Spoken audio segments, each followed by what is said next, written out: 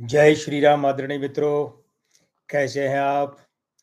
मैं लक्ष्मीपुत्र डॉक्टर कुमार गणेश, अंक ज्योतिषी और अंग ज्योतिषी जयपुर राजस्थान से आप सभी का हार्दिक स्वागत करता हूं, अभिनंदन करता हूं और वंदन करता हूं।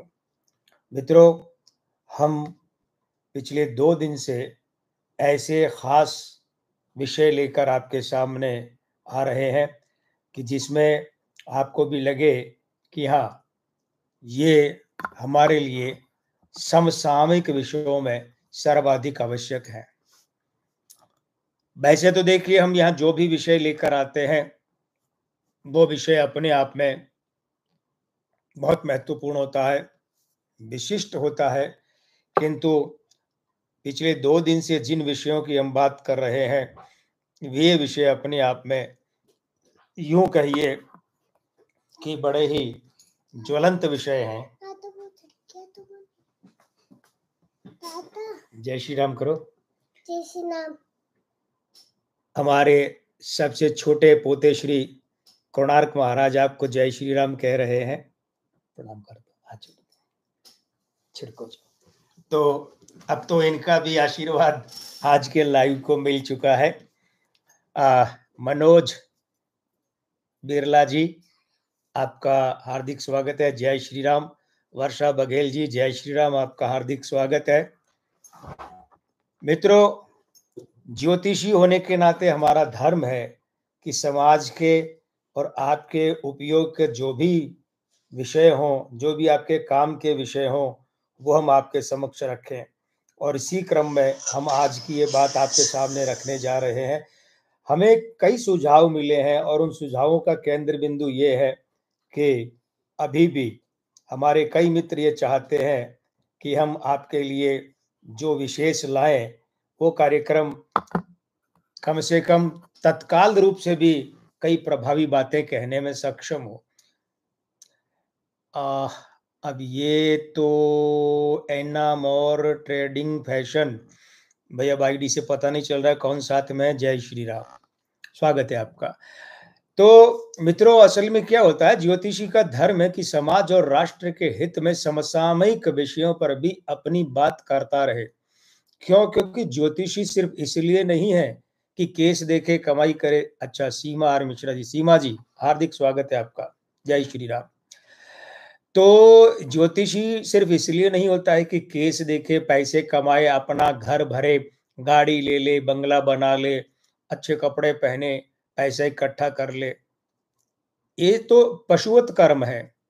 ज्योतिषी का धर्म इससे बहुत ऊपर का होता है कि समाज को, राष्ट्र को समय समय पर जब विपरीतताएं घेर रही हों तो चेताए भी, सुझाव भी दे। और जब कई अच्छी बातें आ रही हो तो ज्योतिषी को चाहिए कि वो लोगों को उन अच्छी बातों को लेकर आह्लाद का वातावरण बनाने के लिए भी प्रेरित करे।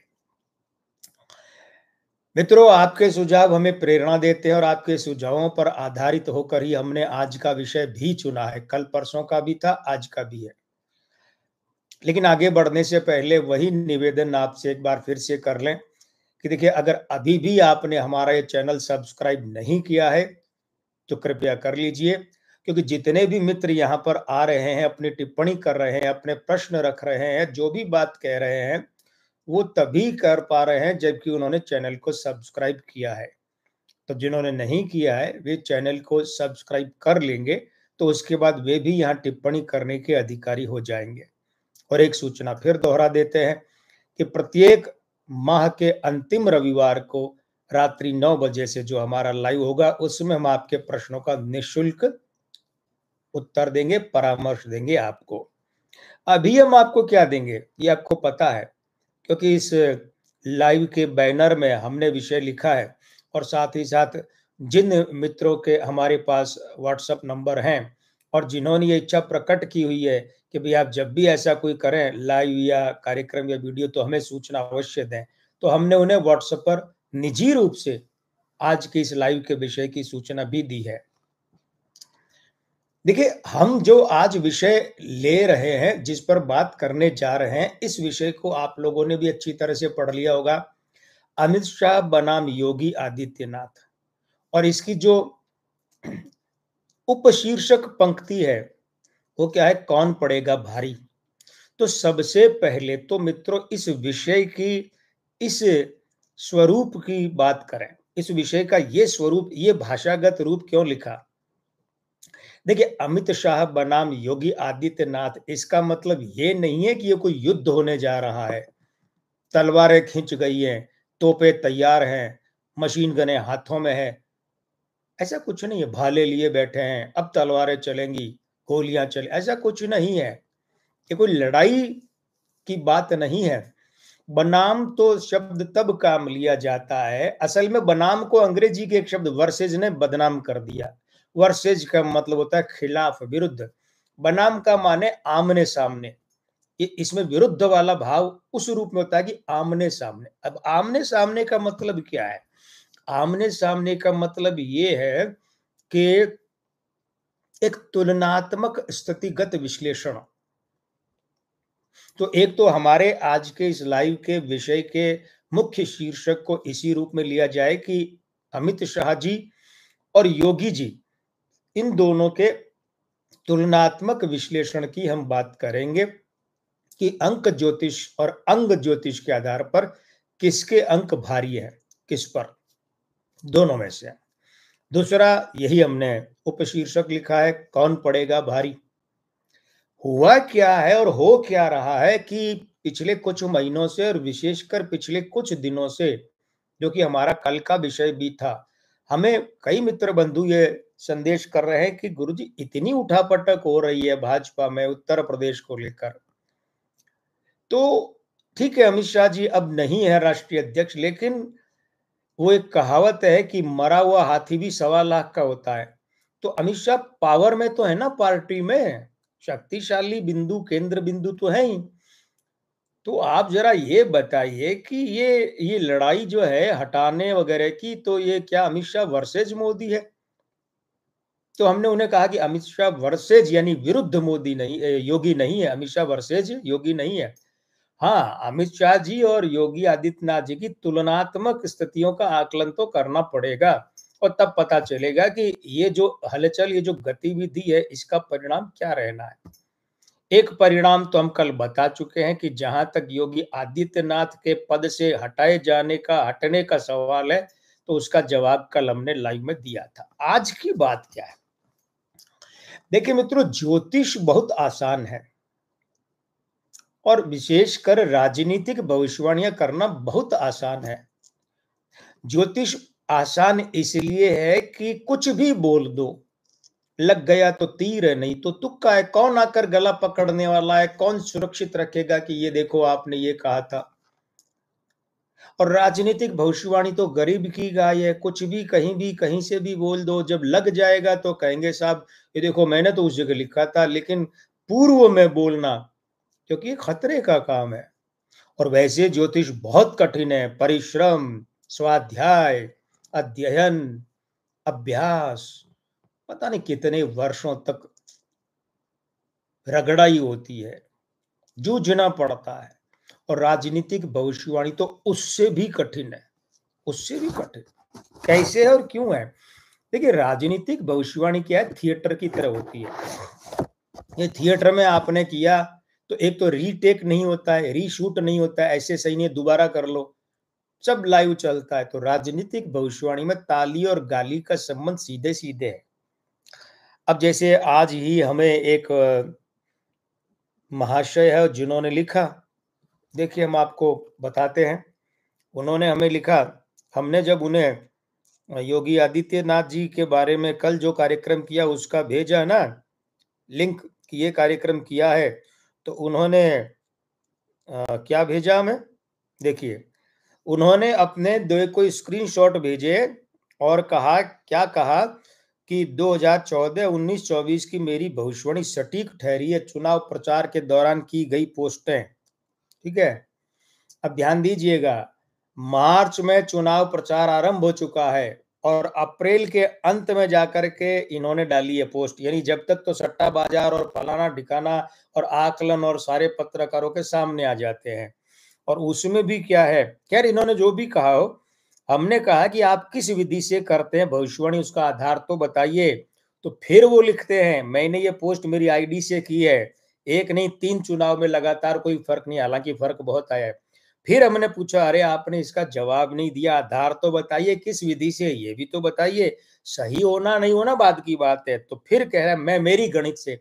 हमने फिर पूछा, कमाल करते आप भी, अरे भाई आपकी गणित का कोई तो वैज्ञानिक आधार होगा ना, जैसे एस्ट्रोलॉजी, अंक ज्योतिष या कुछ और। तो जवाब मिला ही नहीं। ये जो मेरी गणित से का मतलब क्या होता है, ज्योतिष बदनाम ऐसे ही होती है, मेरी गणित से। इसलिए हम आज आपके सामने हमारी अपनी गणित नहीं, अंक ज्योतिष क्या कहती है, उसका गणित क्या कहता है, इसकी राय इस विषय पर रखने जा रहे हैं। ध्यान दीजिएगा, अंक ज्योतिष क्या कहता है और अंक ज्योतिष जो कहता है उसमें क्या है। तो उसके लिए हमें सबसे पहले तो दोनों लोगों के जन्म के अंक चाहिए, और जन्म के अंक चाहिए, और उसके बाद जो है वो हम क्या करेंगे, विश्लेषण करेंगे उसमें क्या है। तो इसलिए अमित शाह जी की सबसे पहले बात करते हैं। अमित शाह जी की सबसे पहले बात करते हैं, 22 अक्टूबर 1964 का इनका जन्म है, गुरुवार के दिन जन्म हुआ था। महावीर, तो 22 अक्टूबर। अब देखिए साहब, सबसे पहली बात क्या है, हमने कल परसों के दोनों लाइव में ये बात कही है कि स्त्री अंकों वाले व्यक्ति के जब पितृ दोष होता है या पुरुष अंकों वाले व्यक्ति के जब पितृ दोष होता है, तो दोनों के दोष का रूपगत और भावगत और अवस्थागत और फलगत अंतर पर्याप्त रूप से होता है। अमित शाह जी के यहाँ पर क्या है, 22 अक्टूबर है, दो स्त्री अंकों से एक नकारात्मक ऊर्जा का पुरुष अंक बना है, 2 से 4, राहु 4, ये नकारात्मक ऊर्जा का पुरुष अंक है, और ये दोनों स्त्री अंक है। तो एक तो यहीं पर दोहरा ग्रहण हो गया, 2 चंद्रमा के साथ में एक राहु, ये ग्रहण हो गया। अब आप कहेंगे अंतरिक्ष में तो राहु और उसका सूर्य का होता है, ये हो गया, ठीक है, क्योंकि अंक ज्योतिष का अपना आधार है और जो ठोस आधार है उसी की बात करें। भाग्यांक हो गया 7। अब 7 का अंक होता है केतु का, तो मूलांक 4, भाग्यांक 7। हमारे बड़े बुजुर्ग एक बात किया करते हैं।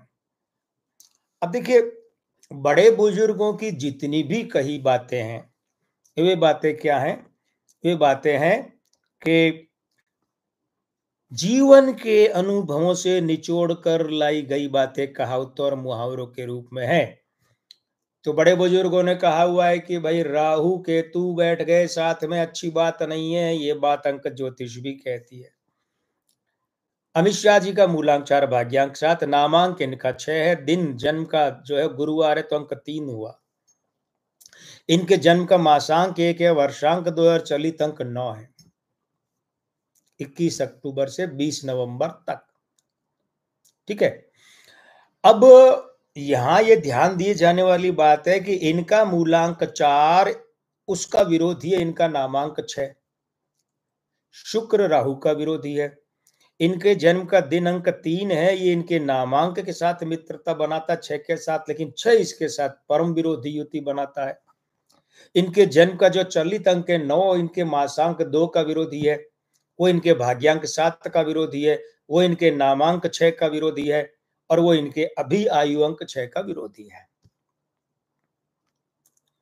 ध्यान ये दीजिएगा, जब हम किसी व्यक्ति के पितृदोष की बात करते हैं तो शरीर में उसके अपने लक्षण होते हैं, अंग ज्योतिष में भी उसके लक्षण दिखते हैं। कैसे, तनिक ध्यान दीजिएगा कि अमित शाह जी के बहुत कम उम्र से ही बाल यहां से ये जगह छोड़ना शुरू हो गए, सिर निकलना शुरू हो गया, बहुत कम उम्र से, तुलनात्मक रूप से। ये पितृदोष का सबसे बड़ा लक्षण है। अगर व्यक्ति के पितृ वरदान की अवस्था आ गई है तो उसकी खोपड़ी के ये किनारे जो है ना, ये बिल्कुल ऐसे हो जाते हैं, गड्ढे नहीं रहते, बीच का भले ही चाहे उन्नत हो, लेकिन जब तक पितृदोष होता है तो बीच का ललाट उन्नत रहता है, लेकिन यहां आकर के गड्ढे, जैसे चांद पर गड्ढों का फोटो आता है, या जैसे हमारे बारिश में जो सड़कों के गड्ढों के फोटो आते हैं ना, वैसे। अमित शाह जी के पितृदोष को यूं समझा जाए कि अमित शाह जी का परिवार अच्छा खासा व्यापारी परिवार है, उन्होंने व्यापार नहीं किया। एक बात और है, जब ये पितृदोष सकारात्मक अवस्था में आता है, जब जब भी जीवन में पितृ वरदान की अवस्था में आता है, तो कोई न कोई पितृ व्यक्ति, पितृ पुरुष गॉड फादर बना देता है। और जब जब ये पितृदोष दोष के रूप में रहता है, नकारात्मक रूप में रहता है, तब तक उस आदमी को पाताल में घुसेड़ देता है। पाताल में, आकाश में बैठे आदमी को पाताल में। संजय सिंह जी, जय श्री राम, स्वागत है। यहां से अर्श से फर्श, फर्श नहीं, फर्श के अंदर डाल देता है ये। अब ध्यान ये दीजिएगा कि अमित शाह जो हैं, इनके यहां पर मासांक 1 है जन्म का, अक्टूबर, वो इनके मूलांक 4 के साथ में ग्रहण योग बना था। ये दोबारा पितृदोष आ गया, वो 4 और 7 का था, ये 1 और 4 का है, फिर पितृदोष। मनीषा चौहान जी यानी अर्चना जी, जय श्री राम। और भारती सत्यमित्रा जी, जय श्री राम। आप दोनों का बहुत बहुत स्वागत है। अब ध्यान ये दीजिएगा कि अमित शाह जी के अंग ज्योतिष पर क्या क्या मामला फिट बैठता। अमित शाह जी का ललाट बहुत चौड़ा है और भारी है। चौड़े और उसमें फर्क होता है, हर चौड़ा ललाट भारी नहीं होता और हर भारी ललाट चौड़ा नहीं होता। चौड़ा है और भारी है, यानी इनके व्यापकता है जीवन में। और जब जब ये भारीपन जो है ललाट का, ये सकारात्मक रूप लिया इसने, तो अमित शाह जी को चौड़ा यानी बड़े प्लेटफॉर्म पर ख्याति मिली है। लेकिन जब जब ये भारीपन नकारात्मक ऊर्जा में रहा है, तो अमित शाह जी को यही चौड़ा प्लेटफॉर्म सिकुड़ करके उनको उनके नाश के लिए, विनाश के लिए उद्यत हो गया। जीवन में बहुत बार ये देखा गया है। देखिए क्या है भविष्यत ORG, जय श्री राम, स्वागत है सचिन जी आपका। तो 1982 में जब अमित शाह क्या थे, 18वें साल में थे, 18वां साल पूरा हो चुका था लगभग। अब 22 अक्टूबर को है, तो मान सकते हैं 18वां साल चल रहा था। उस समय अमित शाह जी नरेंद्र मोदी जी के परिचित हुए, उनसे इनकी भेंट हुई 1987 में, यानी कि 5 साल बाद 23वें साल में अमित शाह जी ने भारतीय जनता पार्टी के युवा मोर्चे की सदस्यता ली। अब ध्यान दीजिएगा, ध्यान ये दीजिएगा कि जब हम बात कर रहे हैं तो 18वां साल है ना, 18वां साल, उसके बाद में क्या आ गया फिर 23वां साल। ये भी क्या चल रहा है, 18वें में 9 का अंक, 23वें में 5 का अंक, उसके बाद में 91 में 91, ये इनकी उम्र का कौन सा वर्ष था, 91 इनकी उम्र का था वर्ष 27वें वर्ष में। ध्यान दीजिएगा, ये फिर 9 का अंक आया है। वो 18वें में 9 था, ये फिर 9 का अंक आया है। 21 अक्टूबर से 20 नवंबर चलित में अंक 9 होता है। यहाँ इन्होंने लाल कृष्ण आडवाणी जब गांधीनगर से चुनाव लड़ा 1991 में, जब केंद्र में नरसिंह राव जी की सरकार बनी थी उस समय, तो आडवाणी जी के चुनाव प्रचार का जिम्मा अमित शाह जी ने संभाला था। उसके बाद में देखिए, एक साल बाद का मतलब कितना हो गया, 33वां साल, 5 साल बाद 32वें साल में जब अटल जी ने चुनाव लड़ा गुजरात से, वाजपेयी जी ने, तो उनका चुनाव प्रचार संभाला। 5 साल पहले आडवाणी जी का, 5 साल बाद में अटल जी का। और यहां पर क्या हुआ, ये 32वां वर्ष था। उम्र के 33वें वर्ष में इन्होंने सरखेज विधानसभा चुनाव लड़ा। ये 6 क्या है, ये 6 इनका नामांक है। अमित शाह जी का नामांक 6 है, तो जो सहयोगी जितना था उसने 9 ने फायदा दिया, 6 ने दिया, 32 वाले 5 ने दिया, क्योंकि 5 इनके मूलांक 4 का मित्र है और 4 इनके जो 5 का परम मित्र है, इस युति ने दिया। अब देखिए यहां पर क्या है, वर्ष 2003 को अगर हम देखें तो 39वां साल था। 39वें साल में ध्यान दीजिएगा, अंक 3 और 9 है, बृहस्पति और मंगल दोनों है, इनका वही जन्म का दिन अंक 3 और इनका वही जन्म का चलित अंक 9। ये जब इकट्ठे आए तो 39वें साल में ये गुजरात के गृह राज्य मंत्री बन गए। ठीक है, तो यहां से फिर 3 बार सरखेज से वो जीते, 3 बार। कौन, बृहस्पति, वही जो इनके जन्म का दिन अंक गुरुवार का अंक 3 है।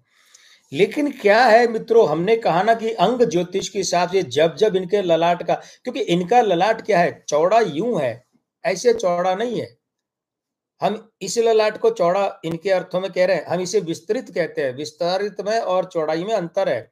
और ये जो बाहर की तरफ ऐसे निकला होता है यूं, वो होता है उन्नत, कि कितना उन्नत है। ये इनके ललाट में यहाँ दोनों तरफ कोने हैं, ध्यान दीजिएगा। जब पूर्णतः उन्नत ललाट जिसको हम सकारात कहते हैं, उस सकारात में कभी भी कोने नहीं होते।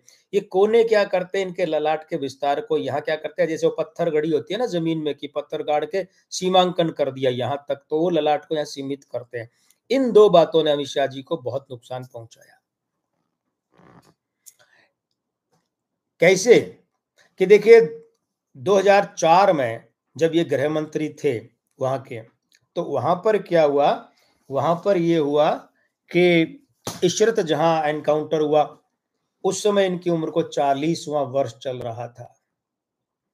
ध्यान दीजिएगा। अब आप ये कह सकते हैं, जिन लोगों को थोड़ा बहुत अंक ज्योतिष का ज्ञान है वे ये कह सकते हैं कि 40वां, भाई इसका अंक बना 4, ये तो इनके मूलांक 4 का ही अंक है, फिर ये इनके लिए बुरा कैसे रहा। तो दीपंकर गांधी जी, जय श्री राम, हार्दिक स्वागत है आपका। तो फिर बुरा कैसे रहा, ये तो अच्छा होना चाहिए, इनके मूलांक का है।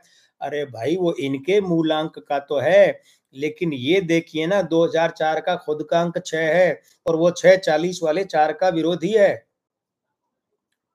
दूसरी बात क्या है, वो 40 का जो 4 है वो राहु है, और इनका भाग्यांक 7 है, केतु है, और इनका मूलांक 4 है। तो 2 राहु के साथ 1 केतु, षड्यंत्र बताते हैं ना, षड्यंत्र बताते हैं ना वे, षड्यंत्र। उन षड्यंत्रों में हम इस पे नहीं जा रहे कि उसमें क्या हुआ क्या नहीं, वो सब अदालत का विषय था, अदालत ने वो सारे केस खत्म कर दिए। लेकिन ये 2 राहु के साथ 1 केतु क्या बता रहे, षड्यंत्र की संसूचना करता है भाई। और इसीलिए क्या हुआ, 40 का, अब 40 का पूरा दशक, पूरा का पूरा अमित शाह जी के लिए क्या रहा, कोई अच्छा नहीं रहा। हाँ, उतरते उतरते 40 के दशक ने थोड़ा दिया इन्हें। जैसे हमने ये बात की कि भाई अब 40 से 49, यानी कि 2004 से लेकर 14 तक, 3-4 से 13-14, तब बस वो 13-14 के उतरते आखिर वाले 49वें साल में इन्हें उत्तर प्रदेश का प्रभारी बनाया गया। 48 पिछला, 49, और तब तक वो पूरा का पूरा क्या हुआ, हालांकि वो एनकाउंटर के बाद में भी ये रहे, गुजरात में पद पर रहे, लेकिन हुआ क्या कि 25 जुलाई 2070 को सोहराबुद्दीन मामले में इन्हें गिरफ्तार कर लिया गया। अब ध्यान दीजिएगा, जब 25 जुलाई 2010 की हम बात कर रहे हैं, तो ये क्या है, ये 7 7 14 और 3 17, मतलब 8 का अंक। ये कौन सा 8 का अंक है, ये 8 का अंक मतलब 25 जुलाई 2010 का 8। तो ये 8 जो है वो इनके मूलांक 4 के साथ घोर विरोधी, और ये इसके साथ, यानी दोनों आपस में 4 माइनस बनाते हैं, तो उसने दिया झटका। अब यहां देखने वाली बात है कि 50वां साल इनकी उम्र का आता है, और 50वें साल में अंक 5 है, 50 से 59 तक पूरे दशक का। वो 5 इनके मूलांक 5 का हम बता चुके हैं क्या है, मित्र। और ये जो मूलांक 4 का मित्र, मूलांक 4 उस 5 का, 50वें का क्या है, परम मित्र है। वो 5 का अंक इनके भाग्यांक 7 का परम मित्र है। इन युतियों के चलते 50वां साल लगा, गाड़ी गियर में आई, और आते ही इन्हें भारतीय जनता पार्टी का राष्ट्रीय अध्यक्ष भी बनाया गया। यहां से बुध ने, अंक 5 ने अपना कमाल दिखाया। लेकिन रुकिए, अब ये सिलसिला कब तक चलेगा, अभी इन्हें हम बात करें तो 60वां साल चल रहा है। तो वो जो, ध्यान दीजिएगा बात पर, वो जो 5 का अंक चला था 50वें से 59वें तक, वो अभी पिछले साल ही खत्म हुआ है, पिछले साल ही। और अब इनका जो 6 का अंक चला है ना अभी, ये जो 60वां चल रहा है, 60वां मतलब पिछले 22 अक्टूबर से 60 का अंक शुरू हुआ है, 6 का अंक। वो 6 क्या है, इनके मूलांक 4 का विरोधी है। और 4 का अंक खून का होता है, 6 होता है मिठास का। तो खून माने ब्लड और मिठास माने शुगर, यानी अमित शाह जी को चाहिए कि वे अपने ब्लड शुगर को लेकर बहुत बहुत बहुत सावधानी रखें। ये तो अमित शाह जी का पक्ष है। अब रुक जाइए, अब हम चलते हैं योगी जी की तरफ। उनकी बात करके तुलना करेंगे, क्योंकि जब तक बात नहीं कर लेंगे तो तुलना करना, फतवा जारी करना होगा कि कुछ भी मुंह से बोल दिया, ऐसे नहीं। अंक ज्योतिष मजाक का विषय नहीं है, कोई भी ज्योतिष का क्षेत्र मजाक का विषय नहीं है। योगी आदित्यनाथ 29/12/1971 बुधवार का जन्म है, पौड़ी गढ़वाल का समय है रात को 8 बजे, और दिसंबर के महीने में 8 बजते हैं तब तक पूरी रात हो जाती है। मूलांक 2 भाग्यांक 5 है। अब यहाँ ध्यान दीजिएगा, इनका दिन अंक 5 है और भाग्यांक भी 5 है। बुधवार का इनका जन्म है और मासांक 3 है, वर्षांक 9 है, चलित अंक 8 है और नामांक 3 है। और सबसे पहले तो आते हैं दोनों के पितृदोष की तुलना करते हैं क्या है, लेकिन उससे पहले एक नजर डाल लेते हैं। 1990 में जब ये अपनी उम्र के 19वें साल में थे, 1 और 9 सूर्य और मंगल, तो एबीवीपी से ये जुड़े। अमित शाह जुड़े भारतीय जनता युवा मोर्चा से, और वो उम्र थी उनकी कितनी थी, वो उम्र थी 23 साल। 23 साल की उम्र में वे भाजयुमो से जुड़े थे और ये एबीपी से जुड़े। उसके बाद में हुआ क्या कि 1993 में जब इन्हें अपनी उम्र का 22वां साल चल रहा था, ध्यान दीजिएगा, बड़ी रोचक बात है, 22 मतलब 4 पितृ अंक, तो ये गुरु गोरखनाथ पर शोध रिसर्च करने के लिए गोरखपुर आए और महंत अवैधनाथ से प्रभावित हुए और दीक्षा ली, सन्यासी बन गए। यानी नया जन्म कहां हुआ, 4। कौन बना पितृपुरुष, गॉडफादर कौन बना, जहां आए थे काम के लिए, कौन सा उम्र का वर्ष था, 22वां, अंक कितने हुए, 4, वही अमित शाह वाले 22 अक्टूबर वाले 4। 1994 में पूर्ण सन्यासी बन गए। अब 1994 में जब ये सन्यासी बने तो इनकी उम्र को चल रहा था 23वां साल, वही 5 का अंक जिसने अमित शाह के यहाँ 50वें साल से आनंद ही आनंद कर दिया, पार्टी का माई बाप बना दिया वो। उसके बाद क्या हुआ कि 12 सितंबर 2014 को ये अपने गुरु अध्यात्म के पिता महंत अवैधनाथ जी के देहांत के बाद महंत बने। यानी 12 का मूलांक 3 है और उस दिन का भाग्यांक 1 है। एक मुखिया का होता है, महंत मुखिया होता है पीठ का।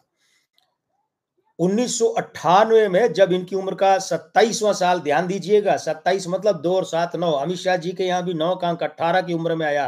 18 की उम्र में वे मोदी जी से मिले, उसके बाद में 27 की उम्र आई जिसमें अडवाणी जी का चुनाव प्रचार संभाला, और ये जो हैं योगी जी, ये 27वें साल में बन गए सबसे युवा सांसद। कंप्लीट उम्र थी 26 और 27वां चल रहा था। खैर, उसके बाद में हिंदू वाहिनी बनाई, 19 मार्च 17 को चुने गए मुख्यमंत्री। अब ध्यान दीजिएगा, अब तुलना का समय आ गया है।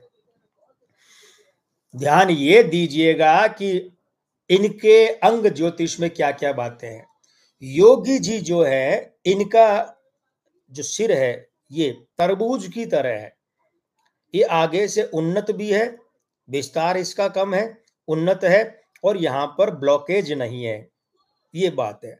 तो उन्नत है इसलिए अबाध गति से आगे बढ़ रहे हैं। सबसे कम उम्र के सांसद रहने से लेकर 5 बार सांसद और भाजपा के सबसे लंबे कार्यकाल वाले मुख्यमंत्री। ये आगे का जो उन्नत ललाट है वो तो दे ही रहा है, चौड़ाई कम है। इसलिए योगी जी के बारे में अक्सर ये कहा जाता है कि भाई ये कम लोगों से मिलते जुलते हैं। इनके विरोधी इसी बात को दूसरे तरीके से बताते हैं कि साहब ये लोगों से संपर्क नहीं रखते, विधायकों से नहीं रखते, मंत्रियों से नहीं रखते, लोगों से नहीं रखते, कार्यकर्ताओं से नहीं रखते। राजेश रंगा जी, जय श्री राम, हार्दिक स्वागत है आपका। तो ये जो बातें उठती है किस कारण उठती है कि इनके ललाट का विस्तार नहीं, और जिस आदमी के ललाट का विस्तार होता है उसका जनसंपर्क नियमित रूप से उतना ही बड़ा होता है। औपचारिक परिवेश में योगी जी जब महंत के रूप में मठ में होते हैं तो खूब लोग मिलते हैं, लेकिन औपचारिक परिवेश में मुख्यमंत्री के रूप में, और ध्यान दीजिएगा 5 बार के सांसद का विस्तार नहीं हुआ, कभी केंद्र में मंत्री पद नहीं मिला, क्योंकि विस्तार था ही नहीं, है ही नहीं ललाट में। डॉक्टर प्रदीप साहू जी धन्यवाद, स्वागत, जय श्री राम। विस्तार ही नहीं है भाई, गहराई है, इसलिए 5 बार जीते और हर बार योगी जी की जीत का सांसद के रूप में जो अंतर है वोटों का वो बढ़ता गया। तो ये तो है, लेकिन विस्तार नहीं। अब देखिए अमित शाह जी के, देखिए अभी अभी बात क्या की थी, अमित शाह जी के ललाट जो है वो चौड़ा है, विस्तृत भी है, बस यहाँ ब्लॉकेज है, ये दुख देते हैं, ये विस्तृत है। तो अमित शाह जी का जनसंपर्क, देखिए राष्ट्रीय अध्यक्ष बने तो राष्ट्रीय अध्यक्ष का, और वैसे भी उसके पहले भी उनका जनसंपर्क बहुत तगड़ा है, कार्यकर्ताओं से, मंत्रियों, विधायकों से, नेताओं से मिलने में। तो एक तो इन दोनों के बीच में इस तुलना को ध्यान रखना पड़ेगा कि योगी जी के जो ललाट का ये आगे वाला हिस्सा है, हमने कहा ना तरबूज की तरह, ये कहता है कि भाई मंगल और सूर्य का 1 और 9 का आक्रामक स्वरूप है यहां। यूं ये आप रग्बी के खेल को याद कीजिए, रग्बी, हालांकि हम तो अपने मजाक में कहते हैं भैंसा गेम, भैंसों की तरह। उसमें क्या होता है, सिर नीचे किया जाता है फिर अंदर घुसा जाता है ना, सिर ऐसे नीचे करके या यूं करके जाते हैं। ये तो योगी जी के भाग्य का ललाट का जो रूप है वो ये है, और अमित शाह जी के जो है वो ये है। ये दोनों में अंतर है, इसमें गहराई ज्यादा है, गहरा घाव, गहरी मार होती है, और वो चौड़ा होता है। दोनों में अंतर है। फर्क कहां पड़ता है? फर्क ये पड़ता है कि अमित शाह जी के यहाँ पर 2 शनि मौजूद हैं, 2 ब्लॉकेज है यहाँ, जिन्होंने बॉर्डर बना दिया, सीमा बना दी है, और योगी जी के यहाँ पर ये चीज नहीं है, इसीलिए उनके यहाँ पर वो शनि मौजूद नहीं है, और है भी नहीं। योगी जी के चलित अंक अगर 8 को छोड़ दे तो उनके यहाँ शनि नहीं मिलेगा, और चलित का अंक इतना प्रभावी होता नहीं है। पहला अंतर ये। दूसरा अंतर देखिए, योगी जी पर 7 सितंबर 2008 को आजमगढ़ में प्राण घातक हमला हुआ था। 7 सितंबर 2008, मतलब उस समय इनकी उम्र को जो है वो वर्ष चल रहा था 37वां। 37वें वर्ष में 3 और 7 का अंक कितना बन गया? 1। ध्यान दीजिएगा आप इस बात पर, लगभग 100 सवा 100 वाहन गाड़ियों ने घेर लिया था योगी जी को, और गोलीबारी हुई थी 100 सवा 100। और आपको याद होगा एक अवसर ऐसा भी आया था कि जब संसद में यानी लोकसभा में योगी जी अपने पर हुए हमले और अपने आप को गिरफ्तार किए जाने और अपने साथ हुए जो घटिया व्यवहार, दुर्व्यवहार, उसे लेकर रो पड़े थे। वो वीडियो भी खूब चलते हैं सोशल मीडिया पर, याद है ना? अब आपके मन में एक प्रश्न नहीं उठता कि जो आदमी हिंदू वाहिनी बनाए बैठा है, जो आदमी इतना दबंग माना जाता है, वो आदमी लोकसभा में रो पड़ा? तो थोड़ा इधर जाकर तुलना कीजिए, अमित शाह जी को जेल यात्रा करनी पड़ी। क्यों करनी पड़ी? गिरफ्तार होना पड़ा। क्यों करना पड़ा? हमने आपको बताया ना, 40वां साल, जैसे ही 40वां साल लगा, 4 का अंक आया तो मूलांक 4 के साथ मिलकर दोनों राहु ने उनके यहाँ विस्फोट कर दिया, और वो अमित शाह जी को भुगतना पड़ा। अमित शाह जी साजिशन षड्यंत्र पूर्वक जेल भेजे गए, और योगी जी के साथ भी षड्यंत्र पूर्वक हमला किया गया, घातक हमला। अमित शाह जी के यहाँ भी क्या था? ये था कि उनका करियर खत्म कर दिया जाए, और इनके साथ भी यही था कि इनका करियर खत्म कर दिया जाए। अब एक बात और देखिए, अमित शाह जी के मूलांक 4 और भाग्यांक 7 में जो योग है, उसका एक बहुत बड़ा रूप भी है, फल भी है। वो ये है कि ऐसे व्यक्ति जब हिसाब बराबर करने पर आते हैं ना, तो बहुत बुरी तरह करते हैं। हमारे इस मुहावरे को समझ लीजिए कि हिसाब बराबर करना। उसी तरीके से योगी जी के यहाँ पर क्या है? योगी जी के यहाँ पर जो जन्म का वर्षांक 9 है, और उसके बाद में यहाँ भाग्यांक 5 बैठा है, और दिनांक 5 बैठा है, तो 5-9 का घोर विरोधी, 9-5 का विरोधी। लेकिन जब दोनों मिल जाते हैं ना, तो इनके साथ में जन्म का चलित अंक 8 शनि, ये तीनों मिलकर के बड़ी तगड़ी कार्यवाही करते हैं। ध्यान दीजिएगा, बुलडोजर बाबा इन्हें कहा जाता है। जरा बुलडोजर बाबा का अंक ज्योतिषीय रहस्य समझिए। बुलडोजर भारी भरकम होता है, भारी मशीन होती है, लेकिन चलती है, चलित है, स्थिर नहीं है। तो ये बुध है, चलित, गति, भारी भरकम मंगल है, और वो करती क्या है? विनाश करती है, हमेशा नहीं करती। बिल्डिंग बनाने में काम लो, सड़कें बनाने, लेकिन नहीं। लेकिन योगी बाबा का बुलडोजर क्या काम करता है? तोड़ने, उखाड़ने, नष्ट भ्रष्ट करने। वो शनि वहां पर आ गया। लेकिन इन दोनों के जीवन में वो दौर आया कि जिस दौर में अमित शाह जी को जेल जाना पड़ा, योगी जी लोकसभा में रो पड़े, ये ध्यान दीजिएगा। और उसके बाद में जब 5 का अंक आया, तो वही अमित शाह जी वहां पर माई बाप बन गए पार्टी के। और जब इनके पक्ष का समय आया 2017 में, जब ये मुख्यमंत्री बने थे ना, तो ध्यान दीजिएगा 17 और 29, 46, इस समय उनको जो है अंक 1 चल रहा था, 46वां साल अंक 1 चल रहा था। तो जब वो पक्ष के अंक आए, तो ये इधर माई बाप बन गए। किसके माई बाप बन गए? उत्तर प्रदेश सरकार के। वो उधर भाजपा के माई बाप बन गए। उसके बाद में जब 2019 की हम बात करें, तो वहां पर 55वां साल आया। 55वां साल यानी कि 2 बुध और 1 बना, 5 5 10 से 1। तो ध्यान दीजिए, अमित शाह जी के हम बार बार कह रहे हैं कि उनके यहाँ 5 का अंक अच्छा है। और मित्रों, आपको जानकर सुखद आश्चर्य होगा कि 50वें से लेकर 59वें वर्ष के बीच में जो बिल्कुल चरम होता है, वहां 2 बुध आते हैं। 55वां वर्ष, ठीक वही 55वां वर्ष जब चल रहा था, तो उस समय क्या हुआ, अमित शाह जी गृह मंत्री बने, गृह मंत्री, और वही 55वां साल चल रहा था। तो 23 अक्टूबर से पहले पहले ही अमित शाह जी ने चौके पर चौके और छक्के पर छक्के लगाए, और वो 370 का भी वहां भी कर दिया कल्याण उसका, इधर राम मंदिर वाला भी करवा लिया और बहुत कुछ करवा लिया, यानी जल्दी जल्दी पारी खेली, क्योंकि वो 55वां वर्ष 23 अक्टूबर को समाप्त होने वाला था। और उसके बाद से फिर उनका समय जो है थोड़ा बदल गया। अब एक बात पर और ध्यान दीजिए, हमें आप में से कई मित्रों ने ये कहा, सोनिया राठौड़ जी जय श्री राम, हार्दिक स्वागत है। हमें आप में से कई मित्रों ने ये बात कही कि गुरुजी हमें तो एक बात बताइए कि अमित शाह और योगी जी एक दूसरे के खिलाफ क्यों हैं।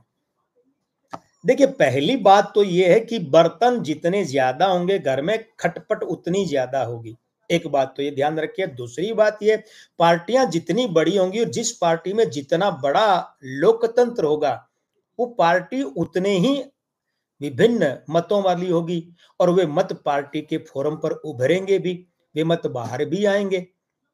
तो इस दृष्टिकोण से देखिए, बल्कि ऐसे नहीं कि आपस में एक दूसरे के खिलाफ है।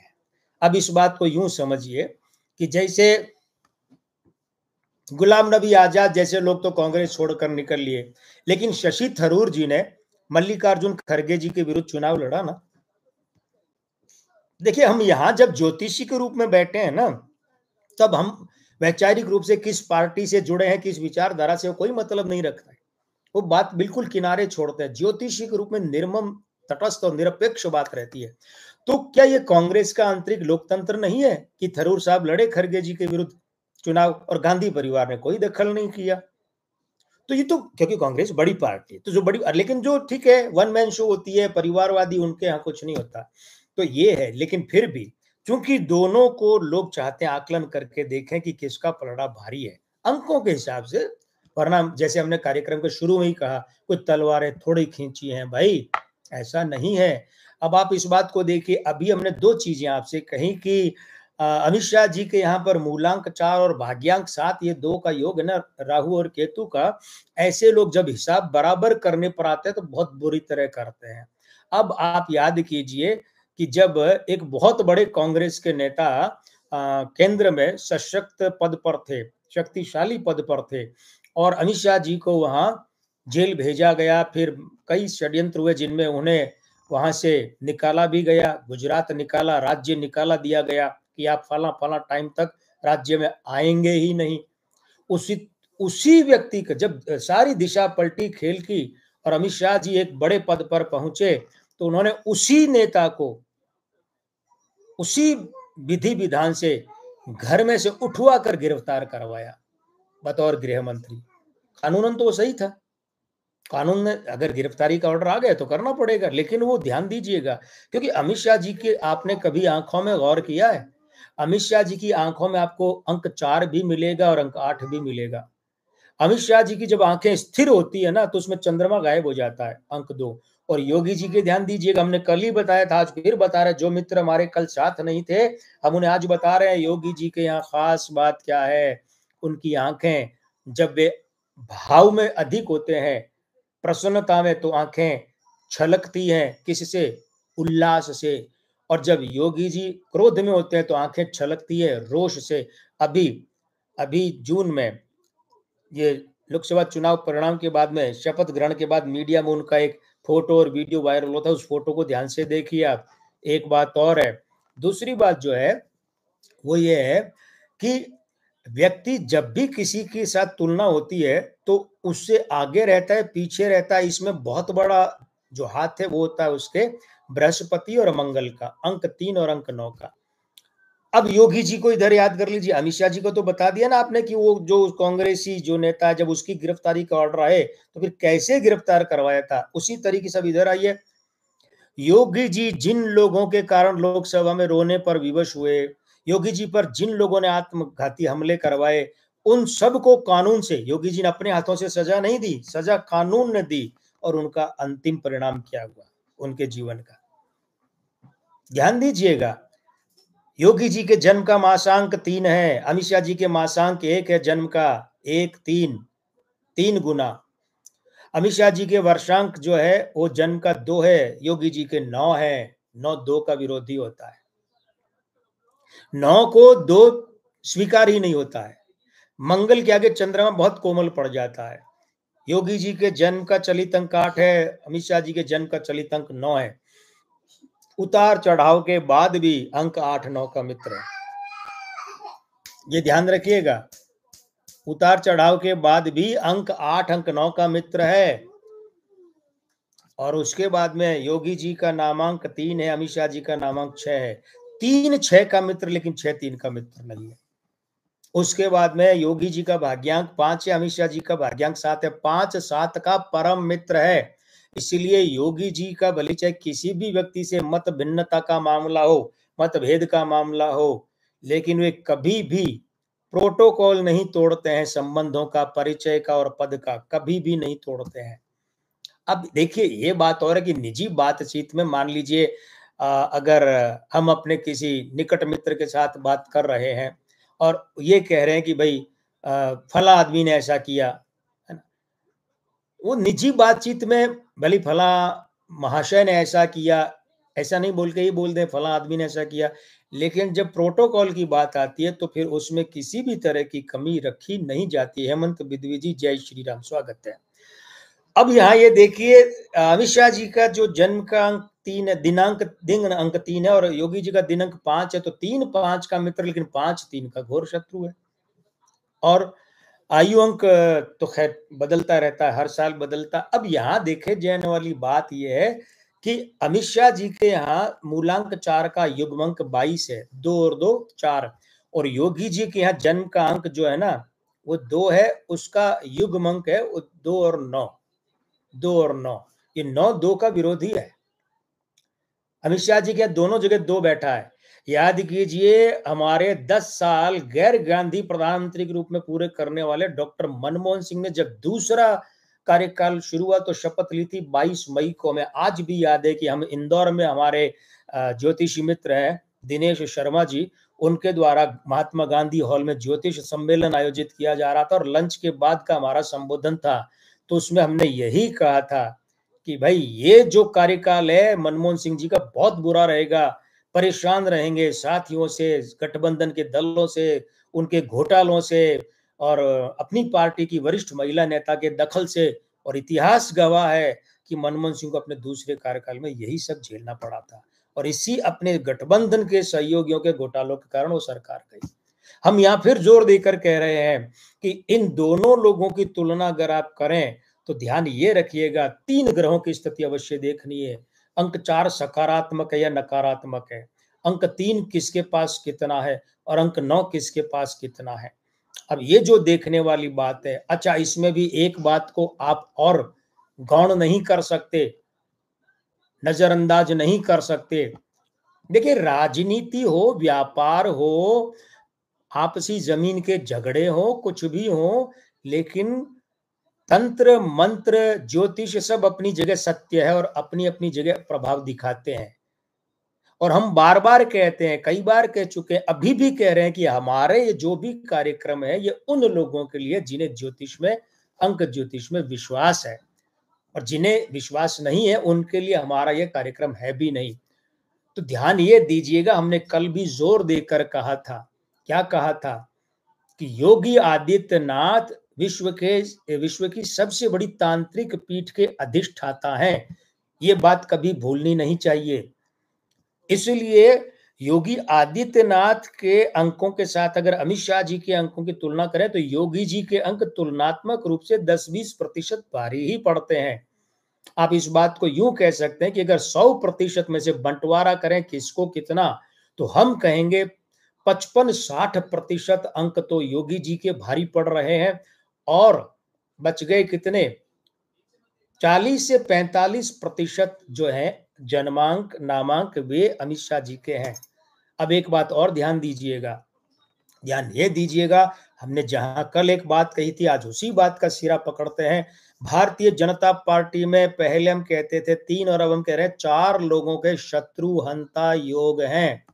शत्रुहंता योग, शत्रुहंता का मतलब आमने सामने आकर कोई शत्रु बनता है तो जल्दी निपटता है और पीछे से अगर कोई शत्रुता करता है तो भी वो निपट जाता है। और वो कौन लोग हैं 4? सबसे ऊपर है नरेंद्र मोदी जी, दूसरे स्थान पर हैं योगी आदित्यनाथ जी, तीसरे स्थान पर हैं वसुंधरा राजे जी और चौथे स्थान पर है BS येदियुरप्पा जी। उनके 60 है, वसुंधरा जी के 80 हैं और 80-85 मान लीजिए, और योगी जी और मोदी जी के बराबर मात्रा में शत्रुहंता योग है। इसीलिए भारतीय जनता पार्टी में हम समापन की तरफ बढ़ रहे हैं मित्रों। भारतीय जनता पार्टी में नरेंद्र मोदी जी के अलावा, ध्यान ये देगा, I don't see DJ in your contacts.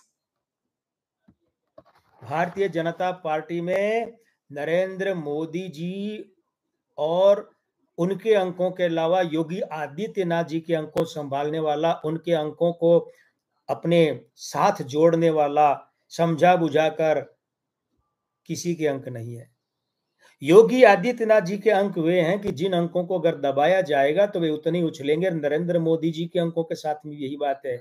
और हमें लगता है कि हम जो बात कह रहे हैं वे सीधे अंक ज्योतिष के रूप में न सही लेकिन किसी और रूप में ही सही, मगर इन दोनों को ही ये पता है, इसलिए दोनों कभी आमने सामने नहीं आएंगे। बल्कि चुनाव प्रचार के समय, विधानसभा के समय तो मोदी जी वहां जाकर बोल के आए थे, यूपी प्लस योगी उपयोगी।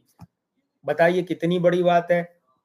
ये कंधे पर हाथ रखकर बड़े प्यार से अपने कनिष्ठ सहयोगी को समझाते हुए, सीख देते हुए साथ ले जाना, ये जो है ना, इसीलिए भारतीय जनता पार्टी में अगर नरेंद्र मोदी जी के अलावा कोई भी योगी आदित्यनाथ जी के अंकों को नियंत्रण में करने, दबाने, खिसकाने, हटाने की कोशिश करेगा तो उस व्यक्ति के लिए विपरीतताएं बढ़ जाएंगी, जीवन में, करियर में, राजनीति में। और उनके योगी जी के अंक हर किसी के अंकों के वश में भी नहीं आने वाले और उनके समझाने से समझने वाले भी नहीं है। कल वाले वीडियो पर एक मित्र हैं, उन्होंने एक टिप्पणी की कि मुझे लगता है, शायद यही थे, सही शब्द याद नहीं आ रहे, मगर ये थे कि मुझे लगता है कि मोदी जी और योगी जी दोनों को ईश्वर का आशीर्वाद प्राप्त है या वरदान, ऐसा कुछ है। ठीक है, उन मित्र से हम ये कहना चाहेंगे कि हम इस बात को दूसरे शब्दों में बराबर कहते आ रहे हैं। देखिए, योगी जी भी एक शापित आत्मा है, मोदी जी भी एक शापित आत्मा है। दोनों कुछ विशिष्ट कार्य के लिए आए हैं और पूरा करके निकल पड़ेंगे। इसलिए दोनों अपनी अपनी जगह पर एक ही ध्रुवीय पर है, एक ही ध्रुवीय समीकरण बिठाते हैं। तो ऐसी अवस्था में ये मानकर चलिए मित्रों कि हम आज ये जो विश्लेषण करने बैठे हैं ना, तो इसमें अमित शाह जी, अगर कोई भी मसला ऐसा होता है जो योगी जी तक पहुंचता या उनका है, तो अमित शाह जी को चाहिए कि वे योगी जी के साथ तालमेल बिठाएं, बृहस्पति और मंगल की कृपा लें, क्योंकि उनका अगर मूलांक 4 है तो योगी जी तो हैं ही पुनर्जन्म वाले, सन्यास के बाद तो पुनर्जन्म हो जाता है। और दूसरी बात यह है कि योगी जी जो है उनके यहाँ पर क्या है, वो पितृ परंपरा, उनकी गुरु परंपरा है। गुरु मतलब बृहस्पति अंक 3 और पितृ परंपरा यानी 4, तो गुरु चांडाल युति बैठी है भाई, गुरु चांडाल भी और प्रति गुरु चांडाल भी।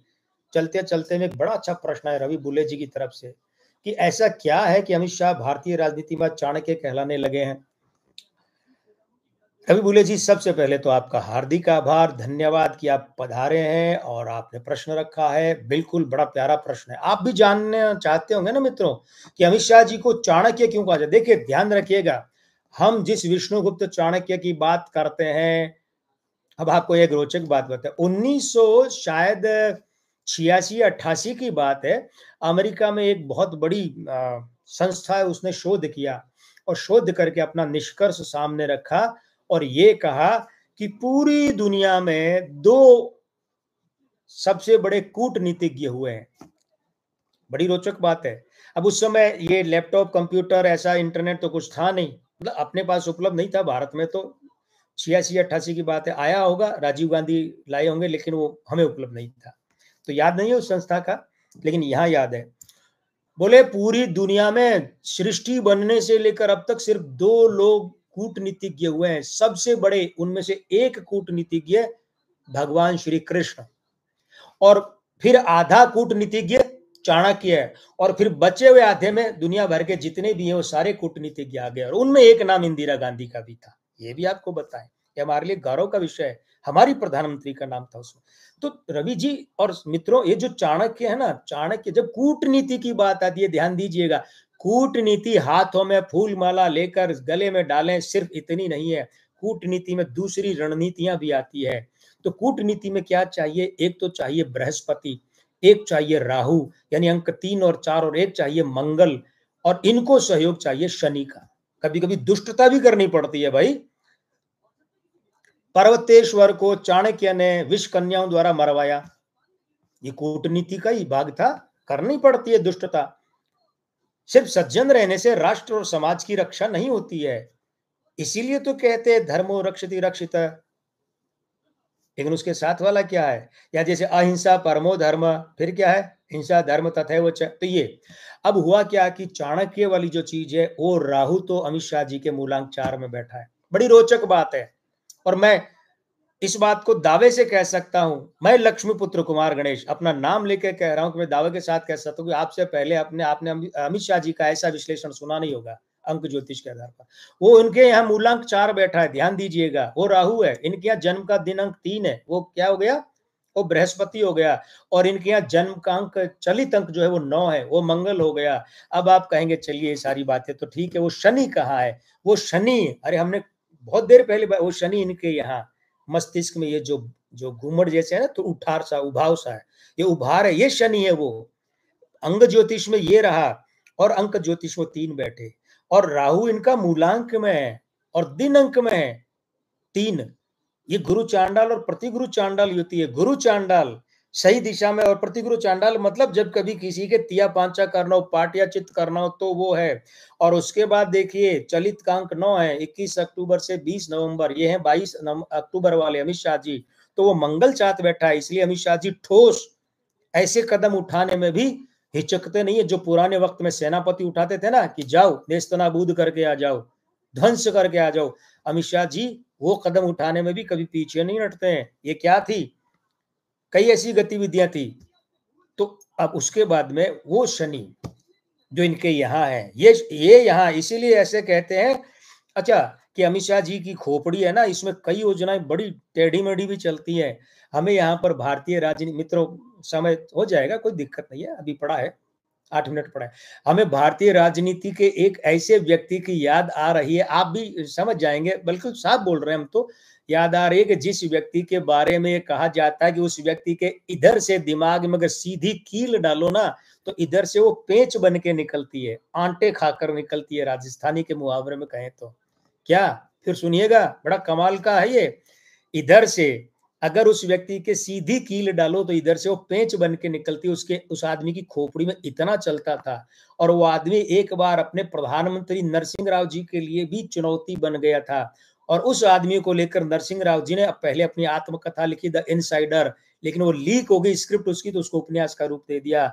और वे व्यक्ति थे राजा चुरहट, उस वक्त के मानव संसाधन मंत्री अर्जुन सिंह।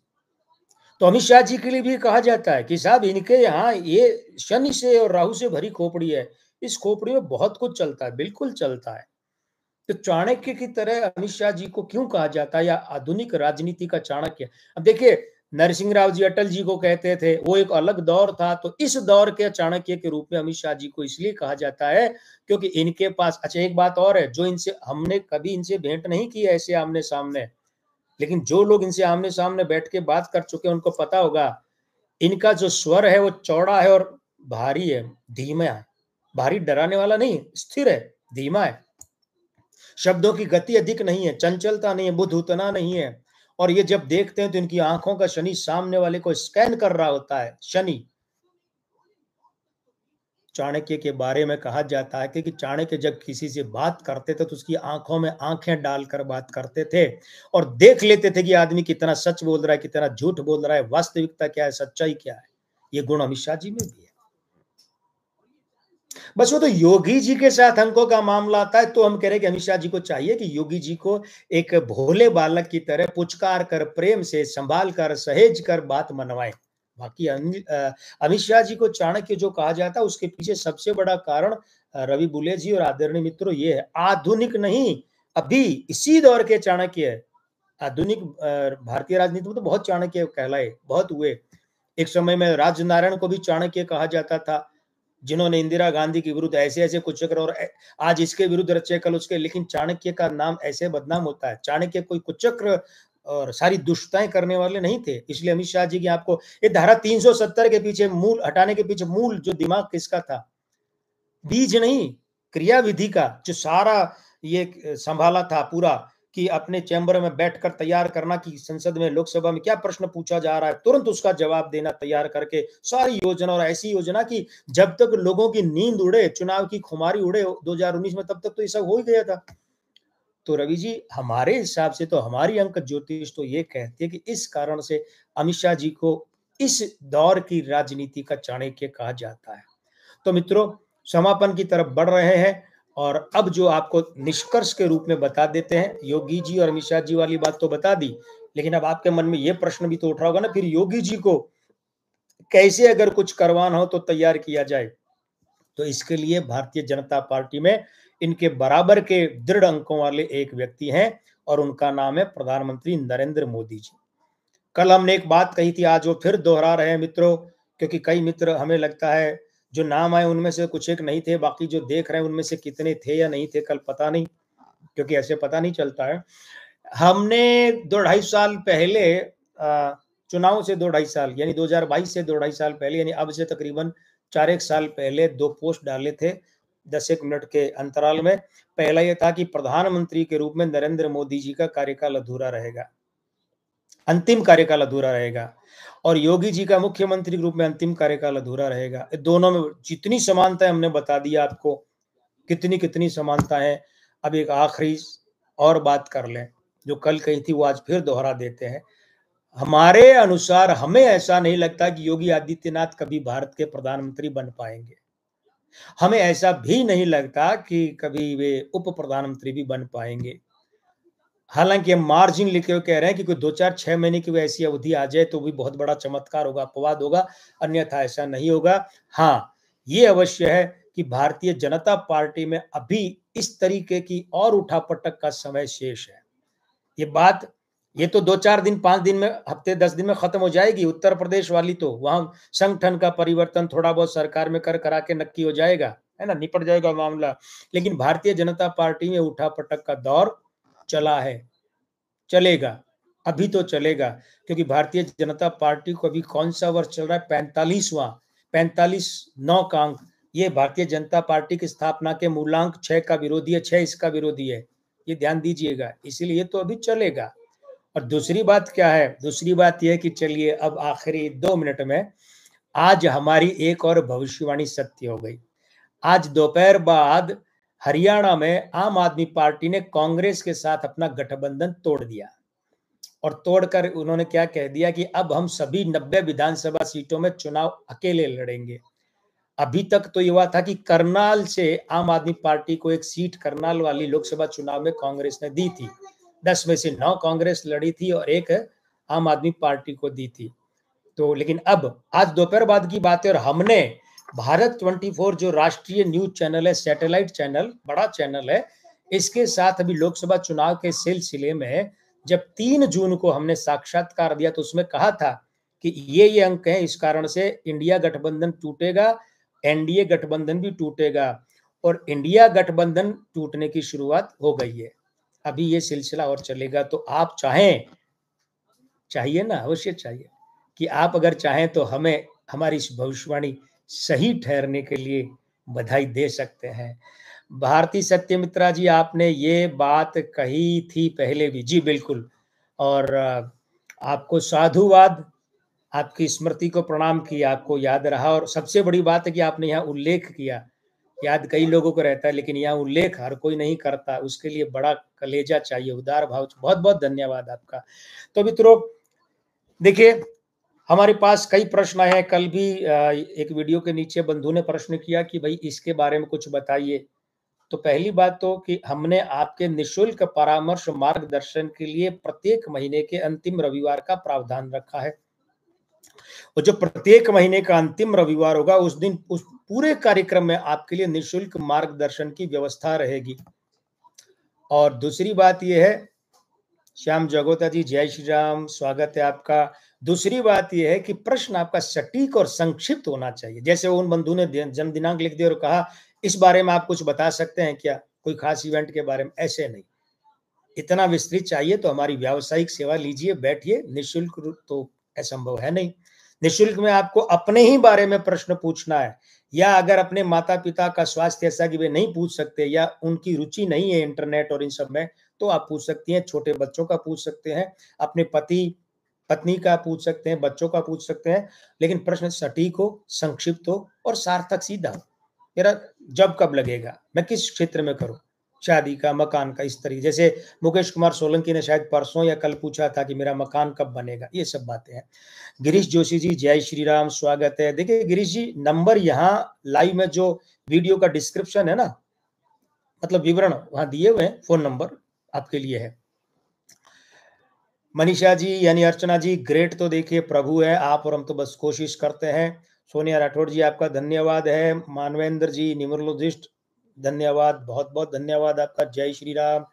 और श्याम जगोता जी का एक सुझाव है कि कभी हिंदू राष्ट्र पर भी कोई वीडियो बनाए। श्याम जी निश्चित रूप से हम देश और समाज, संस्कृति और राष्ट्र के लिए जो भी उपयोगी, आवश्यक, कल्याणार्थ विषय उन पर बनाएंगे। और वीडियो क्या बनाएंगे, हम तो लाइव आकर ही बात करेंगे। अब तो हमने सिलसिला शुरू कर दिया कि लाइव ही आएंगे, सीधे बात करेंगे, और वो भी कोई डेफर्ड लाइव नहीं, सीधा लाइव। तो इसलिए निश्चित रूप से, लेकिन एक अवश्य बात है श्याम जी की, आप भी आइए और नियमित रूप से आइए। वैसे हम कोशिश करते हैं कि आपको विषय बताएं, लेकिन हर रोज आपको विषय व्हाट्सएप पर भेजेंगे तो आप भी बोर हो जाएंगे, कहेंगे क्या आदमी है, रोज विषय भेज देता है।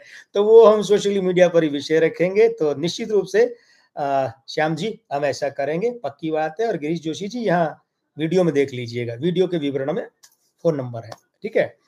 और हाँ, भारती सत्यमित्रा जी कह रहे कि राष्ट्र नहीं, राष्ट्र राज्य पर, संवैधानिक हिंदू राज्य के ऊपर। बिल्कुल, संवैधानिक हिंदू राज्य, दोनों में अंतर है बिल्कुल। लेकिन जिस दिन वीडियो करेंगे, ये लाइव करेंगे, उस दिन बात करेंगे। आप लोग आते रहिए नियमित रूप से, क्योंकि क्या होता है कि आप लोग आते रहते हैं ना नियमित रूप से, तो जैसे कोई आदमी कम जाता है सुबह सुबह पार्क में वॉकिंग पर, और वहां उसके लोग परिचित हो जाते हैं, फिर वही लोग जब मिलते हैं तो उसका हौसला बढ़ता है, अरे देखो ये भी आ गए, मैं भी खूब घूमूं।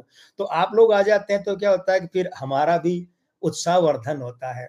क्योंकि देखिए हम इस यूट्यूब की दुनिया में बहुत नए हैं, 15 सालों से हमारा चैनल तो है, लेकिन हम तो इस मार्च से ही, मार्च 2024, वो भी 8 मार्च से ही तो नियमित हो पाए हैं।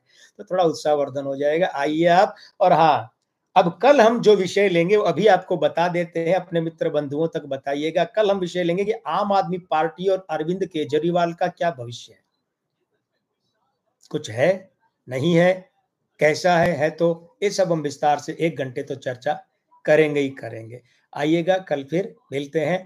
और अब इस बात को यहाँ विराम देना पड़ेगा, इस निवेदन के साथ कि अभी भी हमारे जिन दर्शक मित्रों ने हमारा चैनल सब्सक्राइब नहीं किया है, कृपया कर लीजिए। तो अब आज के आनंद की जय। मैं लक्ष्मी पुत्र डॉक्टर कुमार गणेश आपसे अनुमति चाहता हूं। शुभ रात्रि, जय श्री राम।